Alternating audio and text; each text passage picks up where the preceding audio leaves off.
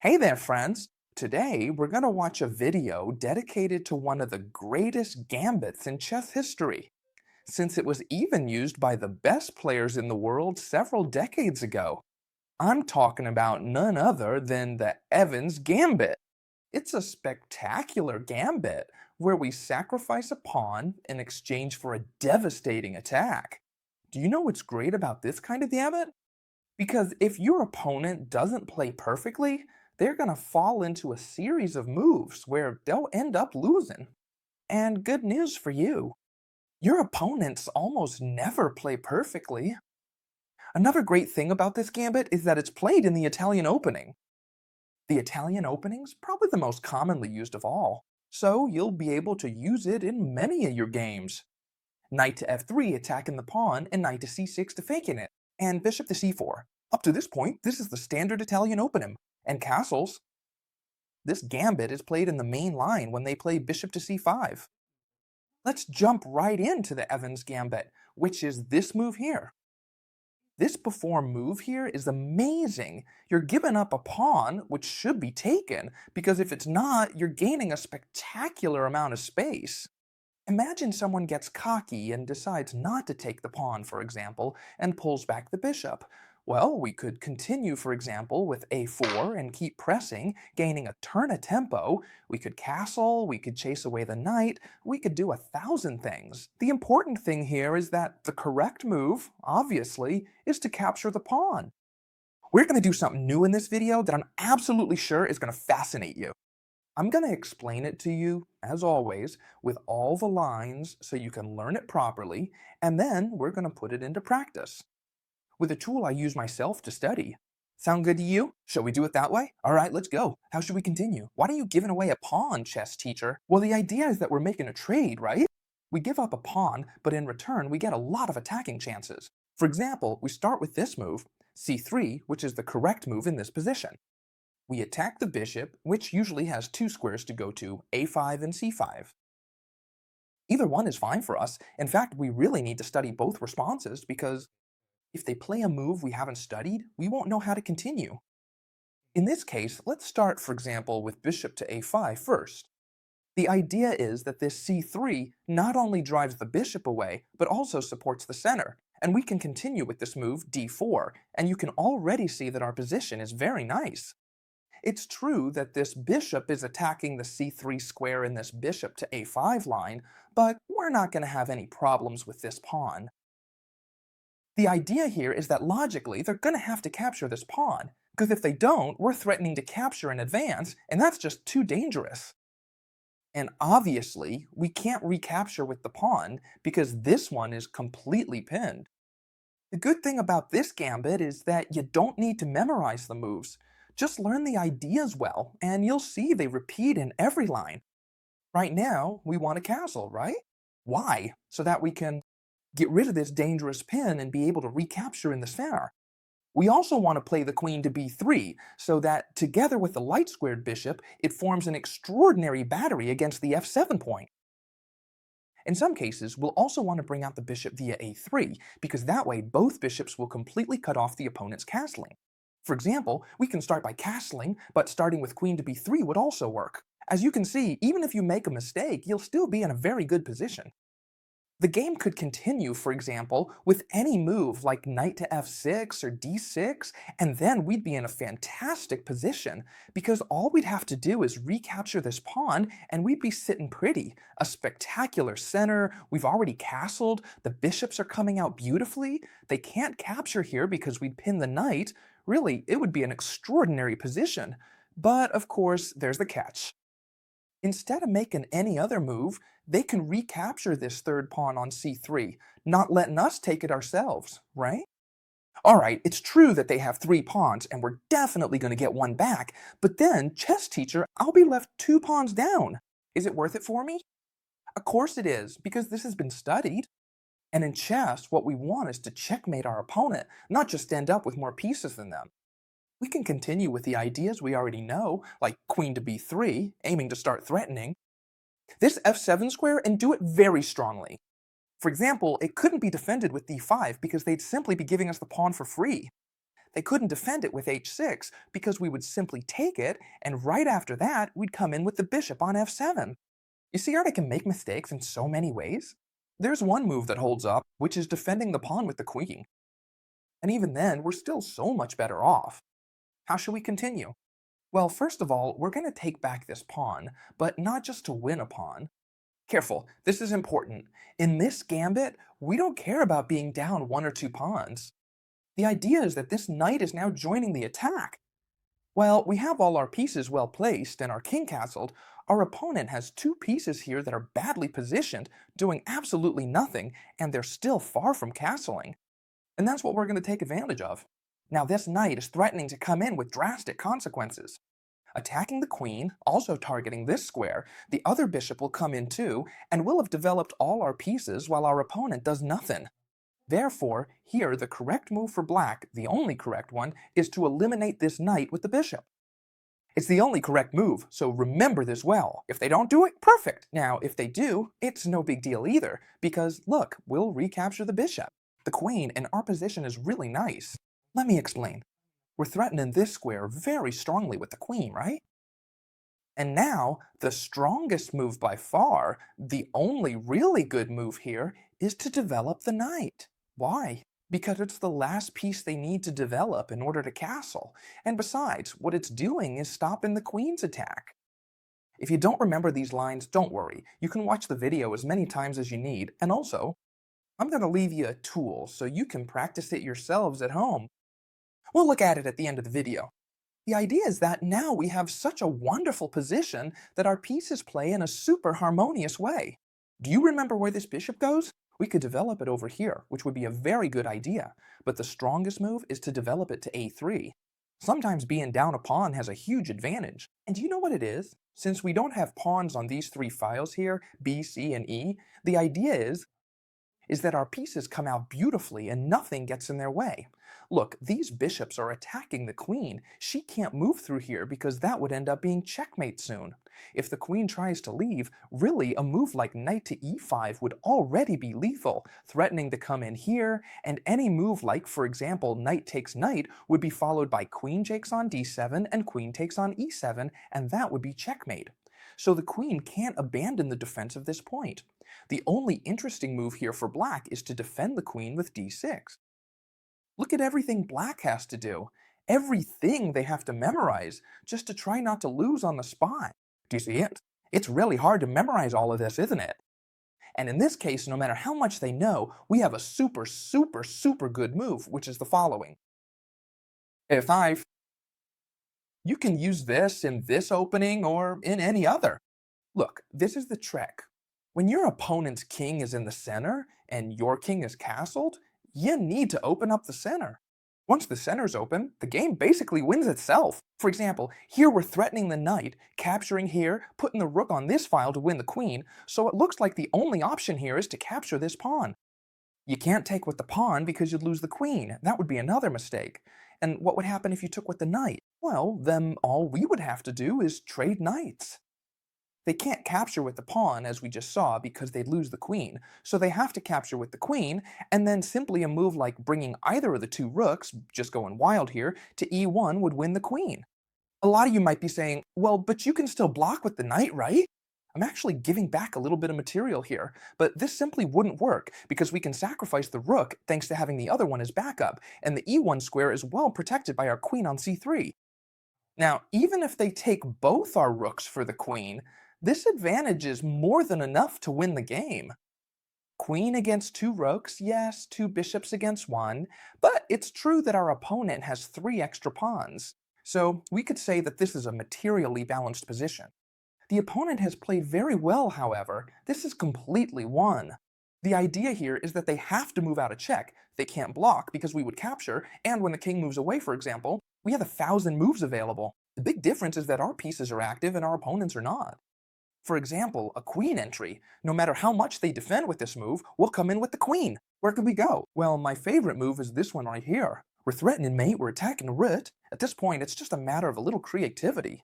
You'll come up with 1,200 moves that win the game. If they defend the rook, we checkmate. If they defend against mate, we simply capture the rook. And not only that, but we'd capture the other one too. It's clear that this position is completely won. This is fantastic. We give away the pawn, right? Why? Play c3. Now let's see what happens if the bishop retreats to c5, because that's even easier to punish. It's even easier. But what happens if they play the best move, which is bishop to a5, and we continue as we already know, right? Breaking toward the center, we can't recapture because it's pinned, but hey, we can castle, right? Or playing queen to b3 would also be completely possible. In this case, you've already noticed. The capturing here just brings them problems, right?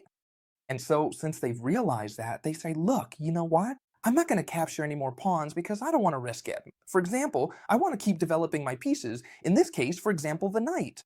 But they realize that developing to f6 doesn't work because we could squeeze it and that would be a bit disastrous for black. So then they say, well, I'll develop it to e7 instead. So here, the problem they have is that we've identified a really nice pattern. That the knight on f6, the best defender of the king side, is no longer there. It's on e7. You see that we still have ours? So when they don't have this pattern, we should go attack the king. For example, knight to g5, a great move. Now we've got them right where we wanted. We're forcing them to castle, right? Because we're threatening here with two pieces, and when they castle, it's well defended. But then we simply bring in the queen and threaten not just checkmate, but also this point with three pieces. Obviously, the priority is to defend against checkmate. But we simply capture with the knight, and at this point, the game is practically ours. They either have to move the queen, which is under attack, or sacrifice the rook. If they move the queen, this would simply end in checkmate in a few moves after knight takes, then the knight would come back here, and the queen would enter through h8. And if they sacrifice the rook for the knight, we would simply bring in the bishop with check. If the king moves this way, we could go for bishop sacrifices on h6 and win. We would win the game, and if the king tries to defend, we can simply pull back the bishop, threatening checkmate again with the queen.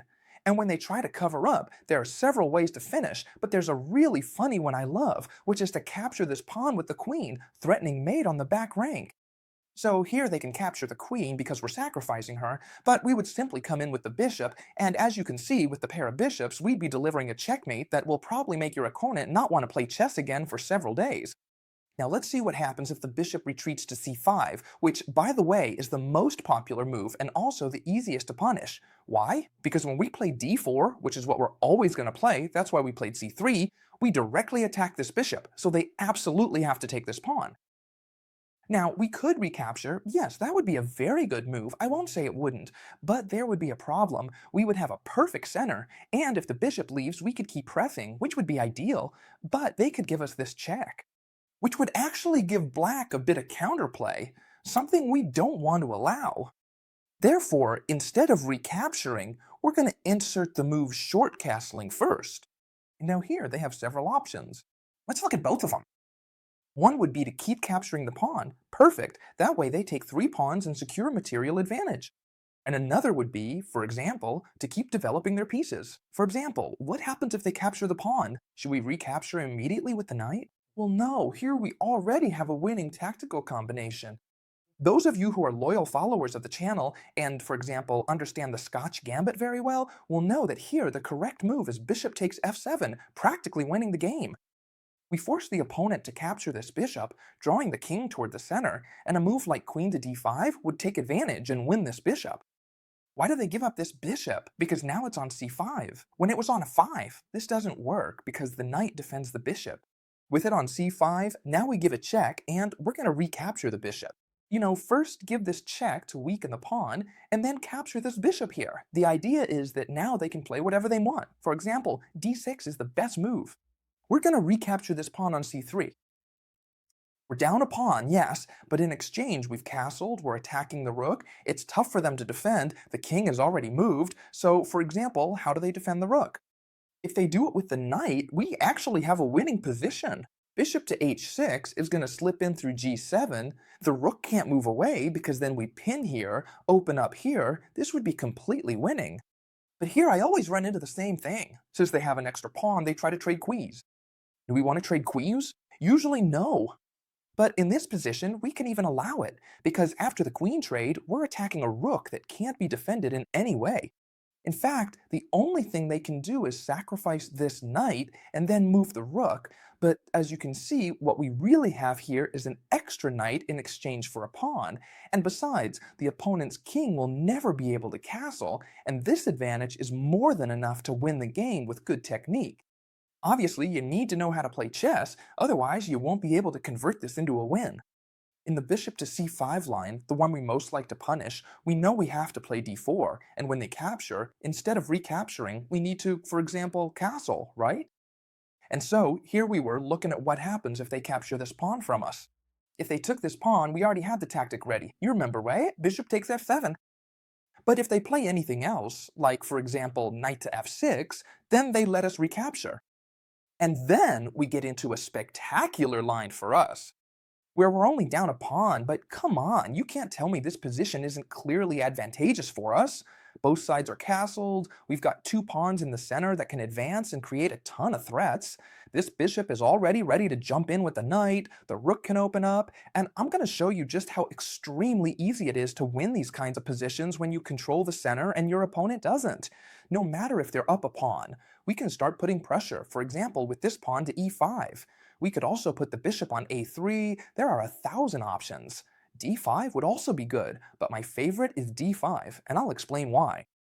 If the knight comes this way, it's lost. If it goes to e4, simply queen to e2 also traps the knight. It has no squares to retreat to. This square is defended by the queen, but attacked by both the knight and the bishop, so really the only possible square it has is this one here, g4. This one here wouldn't be possible either, because we'd catch the knight with the move g4. Alright, good. Look at all the ways they could make a mistake.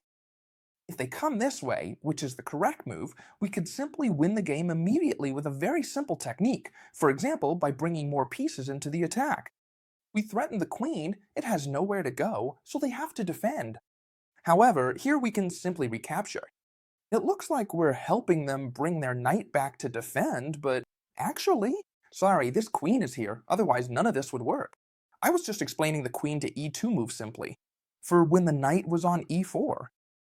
Alright, the idea is that even though they've brought the knight back to defend, too many lines have opened up and our attack is going to be devastating. For example, playing rook to e1 would be a really good idea. It can move the king and then they wouldn't be able to castle anymore. They could bring the knight and try to castle in the next few moves, but we could simply continue with bishop takes and pawn takes.